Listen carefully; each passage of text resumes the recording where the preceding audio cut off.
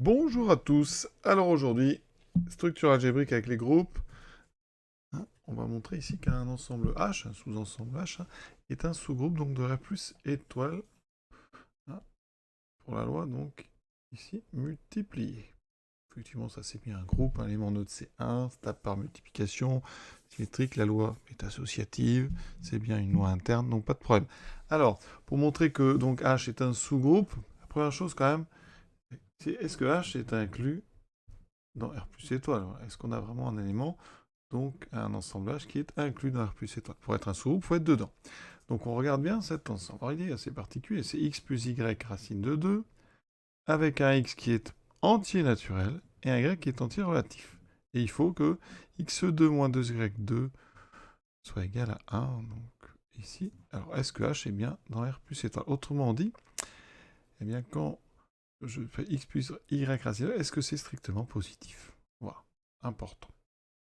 Donc, on prend alors soit donc x plus y racine de 2 avec donc x appartenant à n et y appartenant à z.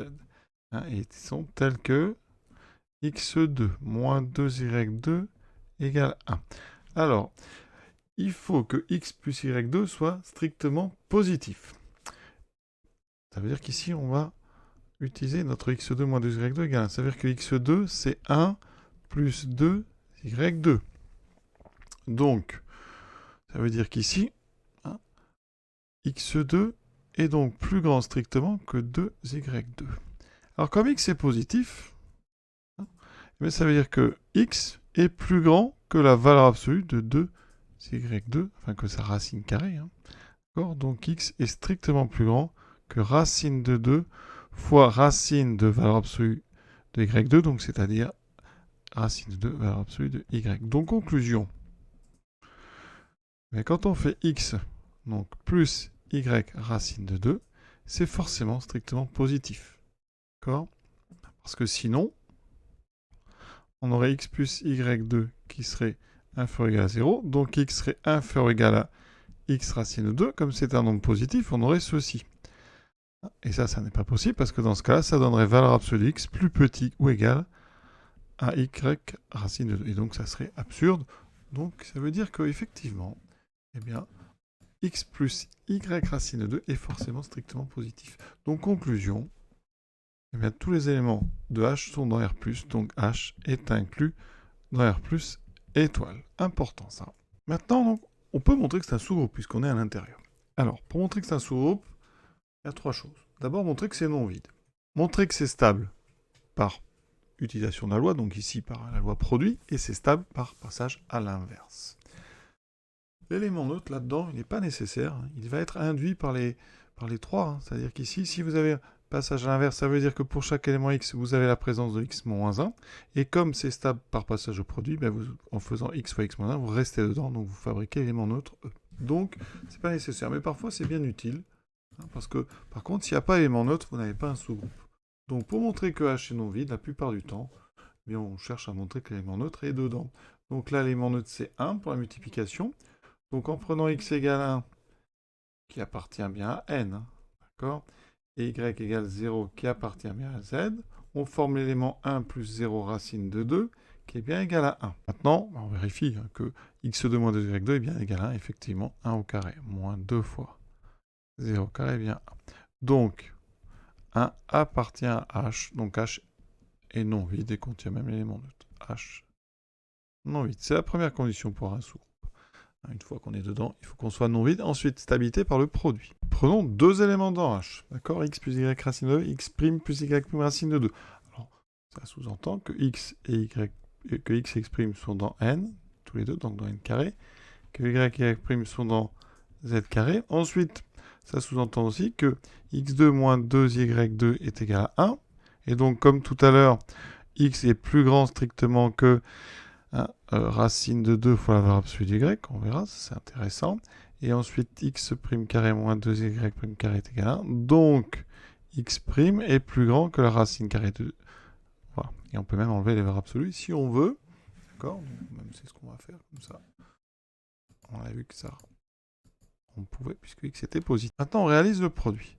x plus y racine de 2 fois x' plus y' racine de 2. On obtient alors x'. Ensuite, je vais mettre d'abord les produits des racines carrées de 2 qui font 2. Donc on a plus 2y, y'. Ensuite, plus, alors des racines carrées, il y a deux termes qui en contiennent. Il y a x, y' racine de 2 plus y, x' racine de 2. Donc qu'est-ce qu'il faut montrer? Bon, tout d'abord, on a ici possibilité de factoriser. Voilà. Et on a effectivement ici un produit d'entiers et d'entiers relatifs. Donc ça appartient bien à z. Donc on a bien du quelque chose fois racine de 2 avec le quelque chose d'entier relatif. Par contre, ici, la question, c'est que ce terme-là, est-ce qu'il appartient à n? Donc il faut montrer que x' plus 2y, y' appartient à n. Est-ce que c'est un nombre supérieur ou égal à 0? Tout à l'heure, j'avais enlevé l'absolu, c'était un petit peu prématuré, je vais les remettre. Et on va démontrer que x' est plus grand que 2y, y'. Alors, ici, on a donc x plus grand que racine de 2y. Ça veut dire que, donc, x est plus grand, comme x est un nombre positif, x est un nombre positif plus grand qu'un autre nombre, ça veut dire que x est plus grand que racine de 2y, et en même temps, on sait que x est plus grand que moins racine de 2y. Pareil pour x'. Oui, ici j'ai oublié, oui c'est bon. X' est plus grand que moins racine de 2y'. Maintenant, quand je fais le produit xy, qui est un produit positif, j'ai donc, chacun est plus grand qu'un nombre, et bien si je fais le produit de ces deux nombres, j'ai forcément x' qui est plus grand donc que racine de 2y fois racine de 2y', c'est-à-dire 2y, y', mais aussi l'opposé.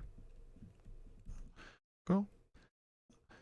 Puisque, encore une fois, x' est positif. Donc, conclusion, mais quand vous mettez de l'autre côté, x' plus 2y, y' est donc strictement positif. Donc, on a montré ici eh bien, que c'est strictement positif. Donc, ça appartient bien à n. Et donc, première conséquence, ce produit, il s'écrit bien, donc, grand X plus grand Y racine de 2 avec grand X appartenant donc ici à n et ici appartenant à z. Donc, on a bien la bonne forme. Ah, par contre, on n'a pas encore montré que c'est dans H. On a juste montré qu'on a la bonne forme. Ici est jaune. Il faut montrer maintenant que c'est le bleu vérifié. C'est que x2 moins 2y2 égale 1. Donc, je vais calculer le carré de ça. C'est-à-dire que maintenant, il faut que je calcule x' plus 2y, y' au carré. Vous voyez, il y a beaucoup de travail. Moins 2 fois donc le carré de ceci. Y, y' plus y, x' au carré. Il faut que je montre que ça fait 1. Donc, on développe. On obtient donc x carré, x' carré. Il y a beaucoup de choses là.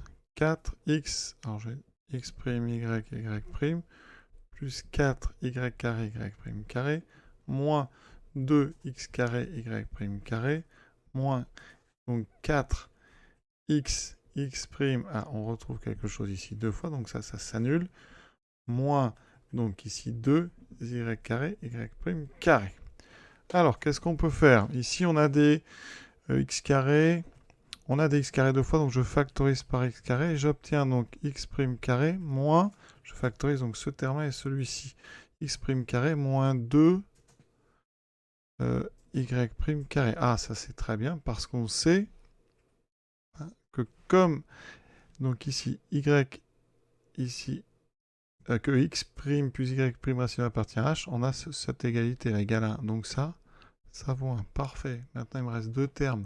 Celui-ci et celui-ci, que je vais factoriser donc par donc y carré, je pense. Ouais, donc ça me fera ici 4. Alors, on peut même factoriser par 2y carré, on verra après. Donc 4 y' carré moins ici 2x' carré.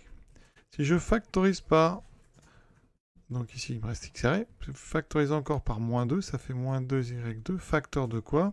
Ici j'ai donc x' carré moins 2y' carré. Ah, ça c'est super, parce que ça fait 1, pour la même raison. Et donc il vous reste ici x2 moins 2y2, qui fait aussi 1, puisque x plus y racine de 2 est dans h. Donc ça fait 1. Et donc, conclusion, ça fait 1. Ça veut dire que votre nombre ici, il est dans h. Donc ça appartient à h. Et donc, on vient de montrer la stabilité par multiplication Hein, donc c'est pas facile, il y a du travail. Maintenant, donc ici, on prend x plus y racine de 2 dans H. Donc on a les trois conditions habituelles de ce ensemble H. Maintenant, on va regarder 1 sur x plus y racine de 2. Alors, expression conjuguée, ça va vous donner donc, en multipliant en bas par x moins racine de 2. Et donc en bas, on aura, alors je vais le détailler, voilà, on aura ça fois x moins y racine de 2. Donc, en haut, on obtient ceci. Et en bas, on aura donc x2, c'est une identité remarquable, pardon, moins donc y2 fois racine de 2 au carré, donc moins 2y2. Alors ça, on a dit que ça faisait 1, puisqu'on a pris x plus y racine de 2 dans h. Donc il me reste x moins y racine de 2. Alors, il se trouve que dans x moins y racine de 2, x, il appartient à n, encore une fois. Donc ça, on peut l'écrire sous la forme x plus moins y racine de 2, avec donc un x qui appartient à n, et un moins y qui appartient à z. D'accord? De plus, quand vous faites x2, alors je vais essayer de bien écrire, si je fais x carré moins 2 fois moins y au carré, eh bien ça fait x2 moins 2y2, et ça fait 1.